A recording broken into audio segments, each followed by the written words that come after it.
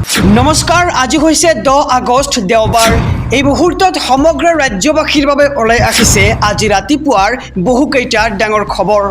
এই মুহূৰ্তত জনাইছোঁ আজিৰ প্ৰথমটো খবৰেই সমগ্ৰ ৰাজ্যবাসীৰ বাবে এটা ডাঙৰ খবৰ, বিগ ব্ৰেকিং নিউজ। ৰাজ্যৰ মুখ্যমন্ত্ৰী ডক্টৰ হিমন্ত বিশ্ব শৰ্মাৰ ডাঙৰ মন্তব্য, কৈছে যে উচ্ছেদ হ'বই, মোক ভয় খুৱাই একো লাভ নাই, মই মাৰ গাখীৰ খায়ে ডাঙৰ হৈছোঁ। মন্তব্য ৰাজ্যৰ মুখ্যমন্ত্ৰী ডক্টৰ হিমন্ত বিশ্ব শৰ্মাৰ। জনাইছোঁ খবৰ, ডাঙৰ খবৰ আহি পৰিছে সমূহ ৰাজ্যবাসীৰ বাবে। উচ্ছেদ হ'বই, মোক ভয় খুৱাই লাভ নাই, মই মাৰ গাখীৰ খায়ে ডাঙৰ হৈছোঁ বুলি এক প্ৰকাৰ মন্তব্য কৰিছে মুখ্যমন্ত্ৰীয়ে। আৰু এই ধৰণৰ কথা ক'লে হিমন্ত বিশ্ব শৰ্মাই ভয় খাব বুলি ভবাটো ভুল। আৰু কোনো নগা অসমত প্ৰৱেশ কৰা নাই। নাগালেণ্ডৰ মুখ্যমন্ত্ৰীয়ে উচ্ছেদক সমৰ্থন কৰিছে। নাগালেণ্ডৰ মুখ্যমন্ত্ৰীৰ সহযোগিতা অবিহনে উৰিয়াম ঘাটৰ উচ্ছেদ সফল নহ'লহেঁতেন। আজিৰ পৰা উৰিয়াম ঘাটত আৰম্ভ হৈছে গছ ৰোপণ প্ৰক্ৰিয়া। উচ্ছেদ হ'বই, মোক ভয় খুৱাই একো লাভ নাই বুলি মুখ্যমন্ত্ৰীয়ে কৰিছে এক ডাঙৰ মন্তব্য। আৰু মই মাৰ গাখীৰ খাই ডাঙৰ হৈছোঁ বুলি কৰিছে মন্তব্য ৰাজ্যৰ মুখ্যমন্ত্ৰী ডক্টৰ হিমন্ত বিশ্ব শৰ্মাই। আৰু এনেধৰণৰ কথা ক'লে হিমন্ত বিশ্ব শৰ্মাই ভয় খাব বুলি ভবাটো ভুল। আৰু কোনো নগা অসমত প্ৰৱেশ কৰা নাই। নাগালেণ্ডৰ মুখ্যমন্ত্ৰীয়ে উচ্ছেদক সমৰ্থন কৰিছে আৰু নাগালেণ্ডৰ মুখ্যমন্ত্ৰীৰ সহযোগিতা অবিহনে উৰিয়াম ঘাটৰ উচ্ছেদ সফল নহ'লহেঁতেন বুলি এক প্ৰকাৰ মন্তব্য কৰিছে ৰাজ্যৰ মুখ্যমন্ত্ৰী ডক্টৰ হিমন্ত বিশ্ব শৰ্মাই। এই মুহূৰ্তত জনাইছোঁ আজিৰ দ্বিতীয় নম্বৰ খবৰটো সমগ্ৰ ৰাজ্যবাসীৰ বাবে এটা ডাঙৰ খবৰ, বিগ ব্ৰেকিং নিউজ। ৰাজ্যৰ মুখ্যমন্ত্ৰী ডক্টৰ হিমন্ত বিশ্ব শৰ্মাৰ বিস্ফোৰক মন্তব্য অখিল গগৈৰ বিৰুদ্ধে।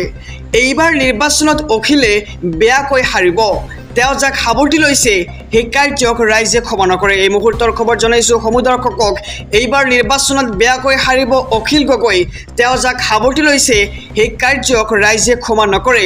আৰু যাক তেওঁ ডিঙিত ধৰি চুমা দিছে সেই কাৰ্যক মানি নলয় ৰাইজে।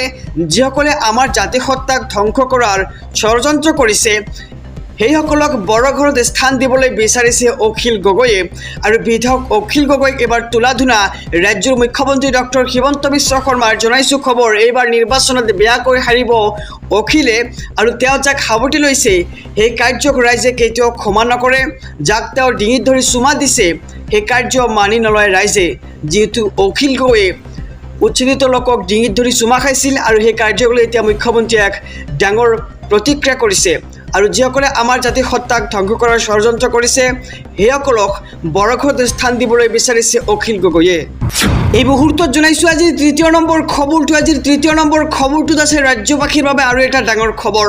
হিমন্ত বিশ্ব শৰ্মাৰ নিৰ্দেশনাত কাম কৰিছে শৃংখলৰ যদি আত্মসন্মান আছে বীৰ লাচিত সেনাত ত্যাগ কৰক, মন্তব্য বিধায়ক অখিল গগৈৰ। এই মুহূৰ্তৰ খবৰ SB অসম মিডিয়াৰ সমূহ দৰ্শকৰ বাবে।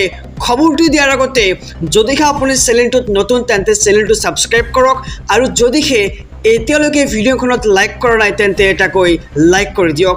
জনাইছোঁ পৰৱৰ্তী খবৰটো, শিৱসাগৰত সাম্প্ৰদায়িক সংঘৰ্ষ লগাব বিচাৰিছিল শৃংখল চলিহাই। হিমন্ত বিশ্ব শৰ্মাৰ নিৰ্দেশত কাম কৰিছে শৃংখল চলিহাই। নাগৰিক সভা বেয়া পোৱা একমাত্ৰ মানুহ হৈছে শৃংখল চলিহা। আৰু কেইটামান তথাকথিত সংগঠনে বেয়া পাইছে নাগৰিক সভা, কিন্তু শিৱসাগৰৰ মানুহে নাগৰিক সভাখন ভাল পাইছে বুলি মন্তব্য এইবাৰ বিধায়ক অখিল গগৈৰ। বীৰ লাচিত সেনাৰ নিৰ্দেশ অমান্য কৰিছিল শৃংখল চলিহাই, যাৰ বাবে শৃংখল চলিহাক নাকি লগালে বীৰ লাচিত সেনাই। আৰু নাগৰিক সভায়ো কৈছে শৃংখল চলিহাই ভুল কৰিছে, শৃংখল চলিহাক বীৰ লাচিত সেনাত ৰাখিব নালাগে। শৃংখল চলিহাৰ যদি আত্মসন্মান আছে তেনেহ'লে নিজে বীৰ লাচিত সেনা ত্যাগ কৰক বুলি মন্তব্য কৰিছে বিধায়ক অখিল গগৈয়ে। আৰু এইবাৰ শৃংখল চলিহাৰ বিৰুদ্ধে সৰব হৈছে বিধায়ক অখিল গগৈ। এই মুহূৰ্তত জনাইছোঁ আজিৰ চতুৰ্থ নম্বৰ খবৰটো, ৰাজ্যবাসীৰ বাবে আৰু এটি ডাঙৰ খবৰ। বিজেপি চৰকাৰৰ বিৰুদ্ধে হাজাৰ প্ৰতিবাদকাৰী। হিন্দুৰ প্ৰতিবাদত কপিল সমগ্ৰ ৰাজ্য। অমুছলমানক গোচৰমুক্ত ঘোষণা, নাগৰিকত্ব প্ৰদানৰ বিৰোধিতাৰে হাজাৰ প্ৰতিবাদকাৰী। মুহূৰ্তৰ খবৰ জনাইছোঁ ডাঙৰ খবৰ, হিন্দুৰ প্ৰতিবাদত কপিল এতিয়াও সমগ্ৰ ৰাজ্য। বিজেপি চৰকাৰৰ বিৰুদ্ধে হাজাৰ লোক ওলাই আহিল ৰাজপথলৈ।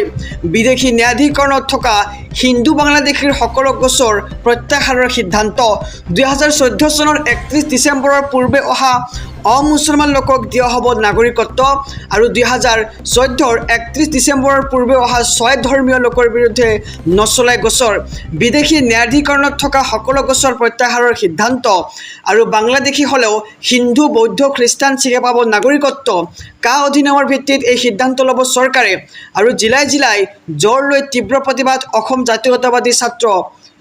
জাতীয়তাবাদী যুৱ ছাত্ৰ পৰিষদৰ আৰু কোনো কাৰণতে হিন্দু খ্ৰীষ্টানকে ধৰি 6 অমুছলমান ধৰ্মৰ লোকক নাগৰিকত্ব প্ৰদানৰ ঘোষণা নামানে আৰু মুছলমানৰ বিৰুদ্ধে থকা গোচৰ প্ৰত্যাহাৰৰ বিৰোধিতা এবাৰ AJYCPৰ আহিছোঁ পৰৱৰ্তী খবৰৰ মাজলৈ ৰাজ্যবাসীৰ বাবে আৰু এটি ডাঙৰ খবৰ অসমতো হ'ব ভোটাৰ তালিকাৰ বিশেষ সংশোধন প্ৰতিখন জিলাৰ মুখ্য নিৰ্বাচনী বিষয়ালৈ নিৰ্দেশ অসমতো হ'ব ভোটাৰ তালিকাৰ বিশেষ সংশোধন আৰু এইবাৰ ৰাজ্যৰ মুখ্য নিৰ্বাচনী বিষয়াৰ নিৰ্দেশনা জাৰি নিৰ্বাচন আয়োগে 15ৰ পৰা 20 দিনৰ ভিতৰত ঘোষণা কৰিব SIR ৰাজ্যৰ সকলো জিলাৰ নিৰ্বাচনী বিষয়ালৈ CEOৰ নিৰ্দেশনা জিলাসমূহত ERO AERO BLO থকাটো নিশ্চিত কৰাৰ নিৰ্দেশ নিৰ্বাচনী বিষয়া নিৰ্বাচন শাখাৰ কৰ্মীক অত্যাধিক বোজা নিদিবলৈ নিৰ্দেশ আৰু ডাটা এণ্ট্ৰি অপাৰেটৰকো অতিৰিক্ত বোজা নিদিবলৈ নিৰ্দেশ দিয়া হৈছে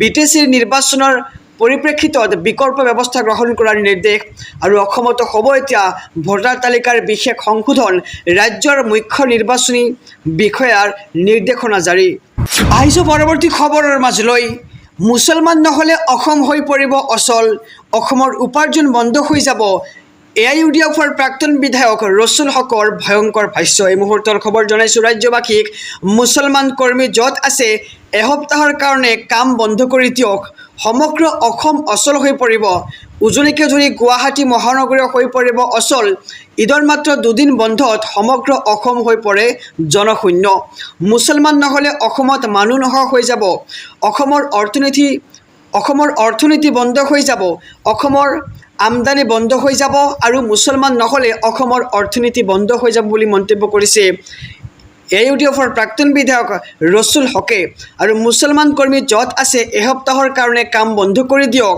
সমগ্ৰ অসম হৈ পৰিব অচল উজনিকে ধৰি গুৱাহাটী মহানগৰীয় হৈ পৰিব অচল মুছলমান অবিহনে আৰু ঈদৰ মাত্ৰ 2 দিন বন্ধত সমগ্ৰ অসম হৈ পৰে জনশূন্য মুছলমান নহ'লে অসমত মানুহ নোহোৱা হৈ যাব ৰাজ্যবাসীৰ বাবে এটা ডাঙৰ খবৰ বিগ ব্ৰেকিং নিউজ এইবাৰ বিধায়ক অখিল গগৈৰ এক ডাঙৰ মন্তব্য বাংলাদেশী যদি আছে মই নিজেই ট্ৰাকত ভৰাই বাংলাদেশত এৰি থৈ আহিম সৰু ল'ৰাই নাগৰিকত্ব চাওঁ বুলি ক'লে খং উঠিবই এই মুহূৰ্তৰ খবৰ ডাঙৰ খবৰ জনাইছোঁ ৰাজ্যবাসীক মিয়া খেদিম বুলি সকিউনি দি থাকক আমাৰ আপত্তি নাই যদি বিদেশী আছে গুচি যাওক কিন্তু শিৱসাগৰত কোনেও আইন হাতত তুলি ল'ব নোৱাৰিব আৰু আইন হাতত তুলি ল'লেই যুদ্ধ হ'ব মাৰপিট হ'ব সেয়া সহ্য নকৰোঁ আৰু সন্দেহযুক্ত নাগৰিক মানে বাংলাদেশী নহয় সন্দেহযুক্ত মানে স্বদেশীয় হ'ব পাৰে বিদেশীয় হ'ব পাৰে বুলি মন্তব্য কৰিছে বিধায়ক অখিল গগৈয়ে বাংলাদেশীক ট্ৰাকত ভৰাই মই নিজে বাংলাদেশত এৰি থৈ আহিম বিদেশীৰ যদি তালিকা আছে তেন্তে মোক দিয়ক ডাইৰেক্ট একশ্যন ল'ম বুলি মন্তব্য কৰিছে বিধায়ক অখিল গগৈয়ে আৰু নাগৰিকত্বৰ পৰীক্ষা দল সংগঠনে কৰিব নোৱাৰে নাগৰিকত্বৰ পৰীক্ষা কেৱল চৰকাৰ প্ৰশাসনে কৰিব পাৰে আৰু ফকলীয়া ল'ৰাই নাগৰিকত্ব চাওঁ বুলি ক'লে খং উঠিবই সেয়া সাধাৰণ কথা নাগৰিকত্ব চাবলৈ যাওঁতে ধৰ্মক টাৰ্গেট কৰাটো ভুল বুলি মন্তব্য কৰিছে এইবাৰ বিধায়ক অখিল গগৈয়ে আৰু শিৱসাগৰৰ গৰীয়া মানুহবোৰ বহুত পুৰণি সঁচাকৈ যদি বাংলাদেশে মাটি দখল কৰি আছে গুচি যাওক এয়াই মোৰ শেষ সকিউনি আৰু মিয়া খেদিম বুলি সকিউনি দি থাকক আমাৰ আপত্তি নাই আৰু বিধায়ক অখিল গগৈয়ে এক প্ৰকাৰ মন্তব্য কৰিছে যদিহে বাংলাদেশীৰ তালিকা আছে তেন্তে মোক দিয়ক মই ডাইৰেক্ট একশ্যন ল'ম আহিছোঁ পৰৱৰ্তী খবৰৰ মাজলৈ ৰাজ্যবাসীৰ বাবে আৰু এটি ডাঙৰ খবৰ অসমীয়াৰ বাবে স্থান নাই অসমত গৌৰৱ গগৈ আৰু ৰাহুল গান্ধীয়ে ঘৰত ৰাখক অসমীয়াক গৌৰৱ গগৈয়ে মিয়াক অসমীয়া আখ্যা দিয়াৰ পিছতে মুখ্যমন্ত্ৰীৰ প্ৰতিক্ৰিয়া অসমীয়াসকলক গৌৰৱ গগৈয়ে নিজৰ ঘৰতে ৰাখি থওক আৰু অসমীয়াৰ কাৰণে স্থান নাই ন অসমীয়াৰ বাবে ক'ত ঠাই আছে অসমীয়াক দিবলৈ মাটি বাৰী দিবলৈ অভাৱ আৰু ন অসমীয়া গৌৰৱ গগৈ আৰু ৰাহুল গান্ধীৰ ঘৰত ৰাখক বুলি এক প্ৰকাৰ মন্তব্য কৰা হৈছে মিয়াক ন অসমীয়া আখ্যা দিছিল গৌৰৱ গগৈয়ে আৰু গৌৰৱ গগৈয়ে বড়ো অসমীয়াৰ অংশীদাৰী পাতিছিল মিয়াক গৌৰৱ গগৈয়ে মিয়াক ন অসমীয়া আখ্যা দিয়াৰ পিছতেই মুখ্যমন্ত্ৰীৰ প্ৰতিক্ৰিয়া দেখিবলৈ পোৱা গৈছে কৈছে যে ন অসমীয়াসকলক গৌৰৱ গগৈ নিজৰ ঘৰতে ৰাখি থওক অসমীয়াৰ কাৰণে কোনো স্থান নাই ন অসমীয়াৰ বাবে কত ঠাই আছে আৰু অসমীয়াক দিবলৈ মাটি বাৰী দিবলৈ অভাৱ হৈছে ন অসমীয়া গৌৰৱ গগৈ আৰু ৰাহুল গান্ধীৰ ঘৰত ৰাখক বুলি মুখ্যমন্ত্ৰীয়ে কৰিছে এক বিস্ফোৰক মন্তব্য আহিছোঁ পৰৱৰ্তী খবৰৰ মাজলৈ পুনৰ সৰব কংগ্ৰেছৰ যুৱৰাজ ৰাহুল গান্ধী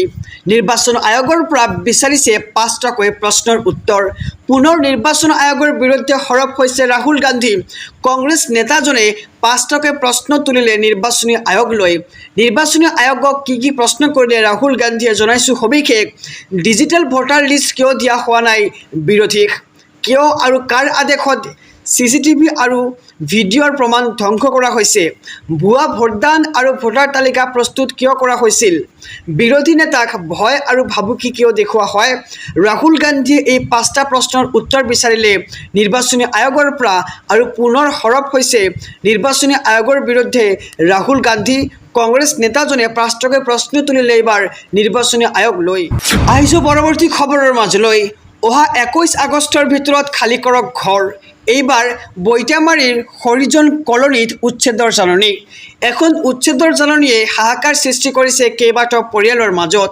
21 আগষ্টৰ ভিতৰত খালী কৰি যাব লাগিব নিৰ্দেশ দিলে প্ৰশাসনে আৰু অশোক কাগজ কলৰ ভূমি বেদখল মুক্ত কৰিবলৈ উচ্ছেদৰ জাননী হৰিজন কলনীত থকা 13টা পৰিয়াললৈ প্ৰশাসনৰ উচ্ছেদৰ জাননী লগতে কৰিয়া পাহাৰৰ দাঁতিত থকা 36টা পৰিয়াললৈও জাননী জাৰি প্ৰশাসনৰ আৰু 50 বছৰে অশোক কাগজ কলৰ ভূমি বেদখল কৰি আহিছে একাংশই শনিবাৰে হঠাৎ উচ্ছেদৰ জাননীৰ পিছতেই আতংকিত হৈ পৰিছে উচ্ছেদিত লোক আৰু অশোক কাগজ কলৰ 2200 বিঘা ভূমিৰ 600 বিঘা ভূমিত হ'ব মাল্টি মডেল লজিষ্টিক পাৰ্ক আৰু যাৰ বাবে 49টা বেদখলকৃত পৰিয়ালক 21 আগষ্টৰ শেষ সময়সীমা প্ৰশাসনৰ আৰু 21 আগষ্টৰ ভিতৰত ঘৰ খালী কৰি যাবলৈ নিৰ্দেশ বৈতামাৰী ৰাজচক্ৰ বিষয়াৰ আৰু এখন উচ্ছেদৰ জাননীয়ে এতিয়া হাহাকাৰ সৃষ্টি কৰিছে কেইবাটাও পৰিয়ালৰ মাজত